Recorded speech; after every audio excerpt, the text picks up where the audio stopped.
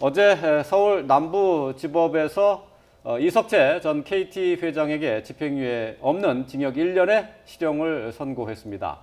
자, 이 전 회장이 부정 채용을 직접 지시했다는 공소 사실을 재판부는 그거를 그대로 인정을 한 거죠. 거의 대부분 인정했다고 볼 수가 있습니다. 이 재판부가 업무방해 혐의로 기소가 되었던 이 전 회장에 대해서 말씀하신 것처럼 징역 1년을 선고를 했는데요. 징역 1년을 선고하면서 이유에서 KT의 부정 채용의 시발점이다 이렇게 밝혔어요. 여기에다가 부정한 방식으로 직접 채용을 지시를 했다라고 하는 이제 검찰이 하고 있는 공소장을 거의 대부분 인정을 했고요.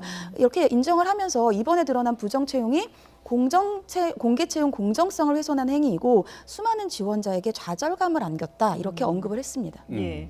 근데 같이 선고를 받았던 서유열 전 사장 그리고 김상효 전 전무 같은 경우에는 집행유예가 나왔잖아요. 네, 맞습니다. 어떤 차이가 있는 건가요? 왜냐하면 이 전 회장 같은 경우에는 본인이 직접 지시를 하지 않았다 이렇게 계속해서 재판 과정에서 주장을 했어요. 본인은 그냥 일부 지원자의 명단을 부하 직원에게 넘긴 것뿐이고 부정 채용을 지시한 바가 없다 이렇게 얘기를 했는데 오히려 반대로 말씀하신 것처럼 서 전 사장이나 김 전 전무 같은 경우에는 직접 지시를 했다 이렇게 얘기를 했고요. 여기에 대한 증언에서 법원이 서로 진술이 상반되잖아요. 네. 법원은 오히려 서 전 사장의 진술에 더 신빙성이 있다 이렇게 판단을 했습니다. 그러면서 이 선고한 이유에서 오히려 부하 직원들에게 책임을 전가하고 있다. 이것은 양형에서도 안 좋은 인자거든요. 네네. 이렇기 때문에 결국은 부하 직원에게 책임을 떠넘겼다라고 보니까 직접적인 지시와 시발점이 이 전 회장에게 있는 것이니까 상대적으로 서 전 사장이나 김 전 전무 또 김기태 전 산무 같은 경우에는 지시를 받아서 이런 것을 행한 것이잖아요. 그래서 오히려 양형에서 더 좋게 받아들여서 징역 8개월에 집행유예 2년 또 김 전 상무 같은 경우에는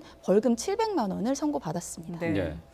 뭐 말씀하신 것처럼 이석채 전 회장 같은 경우에는 명단은 전달을 해줬지만은 부정 채용을 지시하지는 않았다 이렇게 됐어요. 결국은 모양새는 부하 직원들한테 책임을 떠넘긴 그런 상태가 됐어요. 아니 그러니까 일부 명단을 전달한 거는 인정을 했잖아요. 전달한 네. 거는 인정을 하고 그 다음에 이제 직원 담당자 선에서 뭔가 이렇게 부정 채용이 일어난 것 같은데 담당자가 법원에 나와서 뭐라 그랬냐면은 뭐 어떤 지원자 같은 경우에는 입사 동기라든지 그 지원 분야조차도 공란으로 돼 있었다 뭐 이런 얘기들을 했거든요. 네. 그러면은 저번에 왜 블랙리스트 국정농단 사건에서도 보셨잖아요. 이렇게 조직사회에서 뭔가 이렇게 지시가 이루어지는 경우 위에서는 포괄적인 지시밖에 안 이루어지고 예. 정말 이렇게 구체적인 실무는 밑에 있는 담당자들이 진행을 할 수밖에 없었거든요. 네네. 본인은 선이라고 얘기를 하도 전달을 해가지고 그 밑에서 부정 채용이 일어났고 그 전달한 사람이 뽑혔어요. 그러면 그게 어떻게 선이라고 인정을 할 수가 있겠습니까?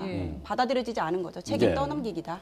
그렇죠. 근데 거기다가 어제 재판부가 이석채 전 회장이 보석을 신청했는데 이것도 기각을 했어요. 그게 그만큼 이제 인정할 수 없다. 그러니까 혐의가 짙다 이렇게 보는 건가요? 근데 보석 같은 경우에는 처음에 이렇게 구속될 때하고 법원에서 판단을 할 때 뭔가 이렇게 이 사람을 석방해야 될 사정 변경이라든지 아니면 구속 기간이 만료했다든지 네네. 이명박 전 대통령 사례처럼 그런 사정이 있어야 되는데 뭐 벌써 그렇게 보석을 허가할 만한 사유는 없는 거잖아요. 그리고 일심 당장 지금 재판인데 그냥 바로 예, 보석을 그냥 신청해서. 1심 선고를 하는 지금 상황인데 지금 상황에서 보석을 신청한 거는 본인도 이렇게 판단을 잘못한 것 같습니다. 예.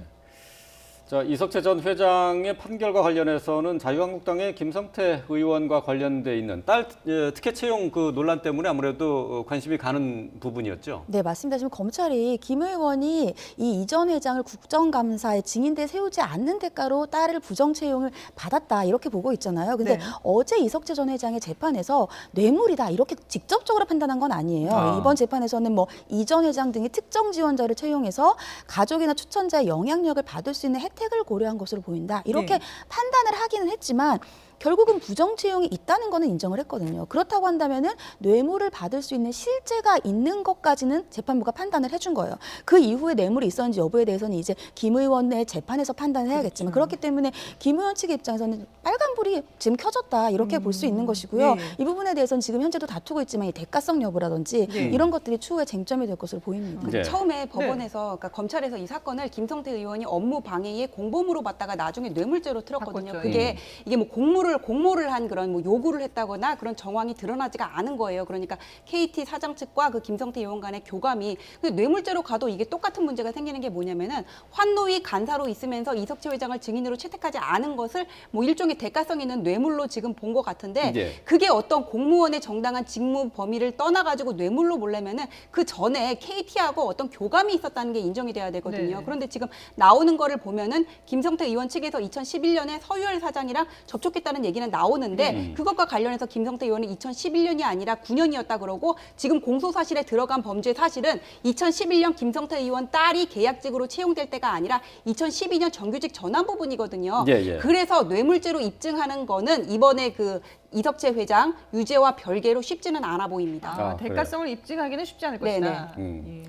근데 국감장에 증인으로 신청돼서 그게 선택이 되느냐 안 되느냐 이게 뇌물로 볼 수 있는 겁니까? 어떻게 됩니까? 그러니까 앞서서 이제 설명해 주신 것처럼 이 직무상 관련성, 대가 관계가 있어야 돼요. 근데 이번 재판에서 뇌물이다, 대가 관계다 이런 것을 집중적으로 인정하진 않았지만 서 전 사장의 진술에 신빙성을 부여했거든요. 네네. 근데 이번 재판 서 전 사장이 어떤 진술들을 했냐면 지금 앞서서 말씀하신 것처럼 김 의원은 만난 적이 없다. 이게 2009년과 2011년 얘기를 하고 있는데 네. 서 전 사장은 2011년에 만났다고 얘기를 하고 있어요. 네. 그리고 재판부의 이 판결에서 2011년에 만났다는 진술이 더 신빙성이 있는 이유가 여러 가지 얘기 중에서 2011년에 만나지 않았으면 알 수 없는, 즉 2019년 이후에 발생한 일들에 대해서 대화를 나눴다는 얘기들을 인정을 하고 있거든요. 네네. 여기에 더해서 지금 정규직으로 딸을 전환을 하는 과정에서 동기가 충분히 있었다. 그 동기가 지금 말씀하신 것처럼 그러한 국감장의 증인으로 세우지 않는 부분들은 인정을 했어요. 그렇기 때문에 어느 부분, 어느 일정 정도는 이 대가 관련성이 인정될 수 있는 토대가 마련이 됐다라고 볼 수는 있어요. 하지만 앞서서 말씀하신 것처럼 뇌물이 어려운 이유가 이 대가 관계 입증이 어렵기 때문이고 그 부분은 또 넘어야 될 산입니다. 자, 이 뇌물죄의 성립 부분, 그 대가 관계가 명확하게 드러나지 않는다고 한다면은 사실 그러면은 김성태 의원의 재판에서도 계속 공방이 있을 수밖에 없다는 얘기네요. 그렇죠. 이게 대통령 같은 경우에는 포괄적 뇌물소수 법리라는 게 인정이 돼요. 왜 대통령 같은 경우에는 상당한 광범위한 뭐 인사권, 예산권을 다 가지고 있잖아요. 그런데 네. 국회의원은 좀 그거하고 달리 이렇게 좁혀서 보고 왜 진경준 검사장 사건 생각나세요? 검사에게 이렇게 직무와 관련해 가지고 네네. 뇌물을 준 경우에 이게 대가성에서 이게 부정이 됐잖아요. 예, 그래서 예. 그 무엇을 어떤 대가성이 있는 그 직무가 뭐였는지 이 범위를 좀 한정해야 되는데 환노위 간사로서 증인 채택을 뭐 얼마나 거기다가 영향을 미쳤는지 네네. 그다음에 환노위 증인으로 채택되는 게 과연 이렇게 딸 채용과 관련해 가지고는 주고받을 뇌물인지 여기에 대해서 법적인 판단이 필요해 보입니다. 아, 그렇군요. 예. 자, 이런 부분들은 이제 앞으로 김성태 의원 다음 달 재판이 시작되는데 여기서 아마 법리 다툼이 이루어지지 않을까 싶습니다.